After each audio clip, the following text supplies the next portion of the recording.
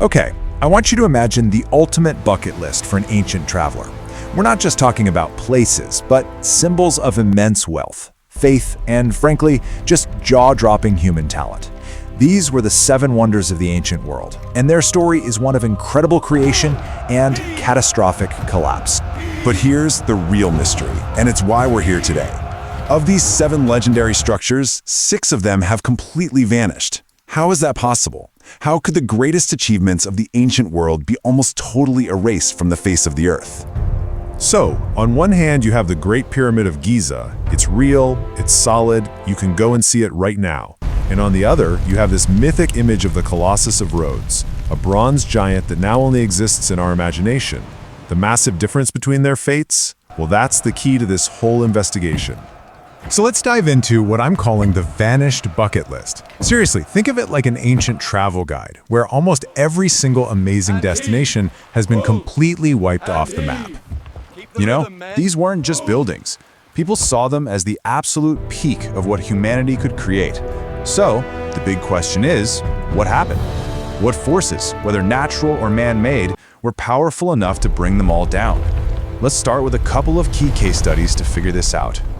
To really get to the bottom of this, we're going to look at A Tale of Two Titans. These are 2 of the best documented stories of destruction. The short, spectacular life of the Colossus of Rhodes, and the long, slow death of the Lighthouse of Alexandria. 56 years. That's it.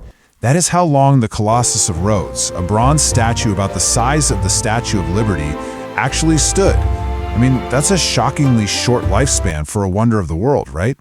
So the Rhodians built this absolute giant to honor their sun god, Helios, after they won a huge victory.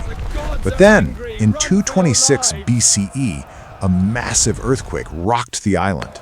The ground just shook violently, and the mighty Colossus, it just snapped at its weakest point, the knees, and came crashing down. But even lying in ruins, the sheer scale of it was just mind-boggling. The Roman historian Pliny the Elder wrote that few men could wrap their arms around the thumb. Can you imagine that? A statue where the thumb alone is too big for a person to hug. It really gives you a sense of the awe it inspired, even when it was just a pile of wreckage. And here's the wild part of the story.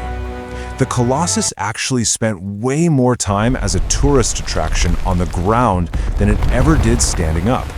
For more than 800 years, people traveled from all over just to see the broken pieces.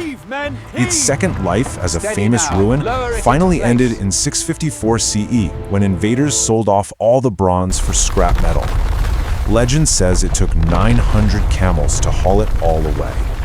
Okay, now let's switch gears and turn to our second titan, the Lighthouse of Alexandria, also known as the Pharos.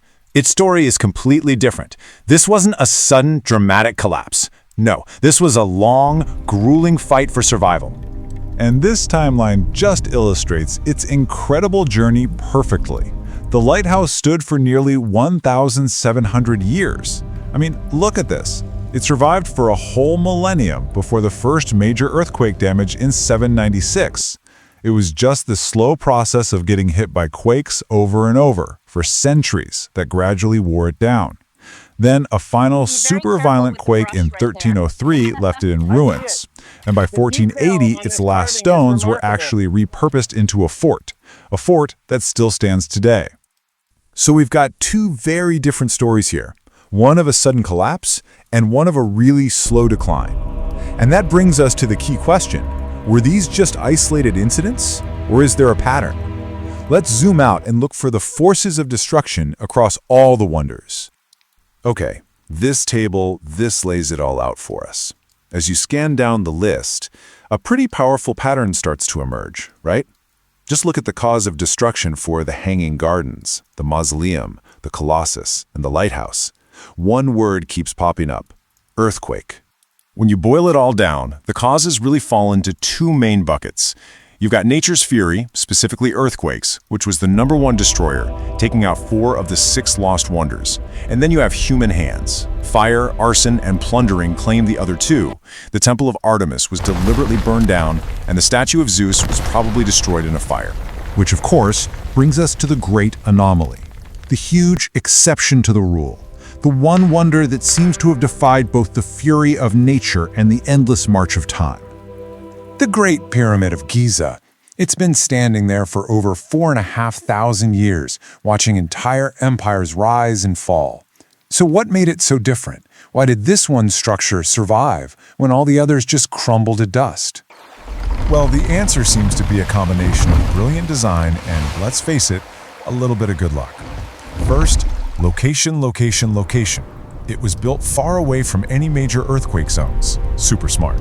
Second, the shape itself. A pyramid is just about the most stable form you can possibly build. Third, it's almost completely solid stone, a massive pile with very few empty spaces inside to make it weak.